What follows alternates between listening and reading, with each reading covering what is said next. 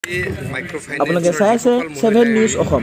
এই মুহূৰ্তত মই আপোনালোকক জনাব পাৰিছোঁ যে আজি মৰিগাঁৱত মাইক্ৰ' ফাইনেন্সৰ উদগনি আৰু সকাহ কাৰ্যসূচী অনুষ্ঠান অনুষ্ঠিত হয়। আজি মৰিগাঁৱৰ তৰুণ নাম খেলপথাৰত প্ৰায় 6,000 মহিলালৈ চেক বিতৰণ কাৰ্যসূচী অনুষ্ঠিত হয়।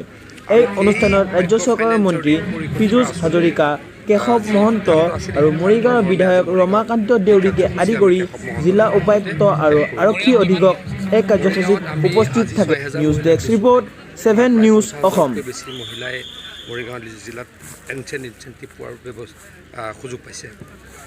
আজি লতা মংগেশকাৰ আমাৰ কাৰণে অত্যন্ত আমাক ভাৰতবৰ্ষক পৃথিৱীক মই ভাবোঁ প্ৰায় ৭৫ বছৰ ধৰি তেখেতৰ কণ্ঠৰে মোহাচন্ন কৰি ৰাখিছিল।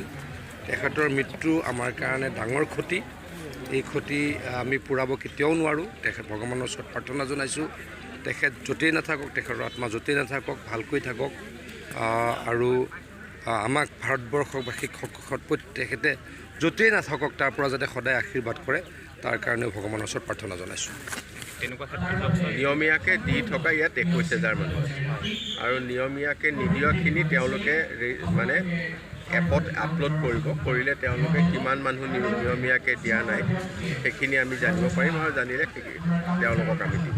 এতিয়াও যদি কোনোবা ৰৈ গৈছে সকলো পৰ্যায়তে দিয়া ব্যৱস্থা কৰিব চৰকাৰ সকলোৱে পাব। মানে দুটা কেটেগৰীত ভাগ হ'ল। এটা সকল যোনে বেংকৰ লগত লেনদেন অব্যাহত ৰাখিছে তেওঁলোকক আমি আগতে দিছোঁ। যোনে বেংকৰ লগত লেনদেন বন্ধ হৈ গ'ল, তেওঁলোকে পৰিশোধ কৰিবই পৰা নাই, তেওঁলোকৰখিনি বাকী আছে।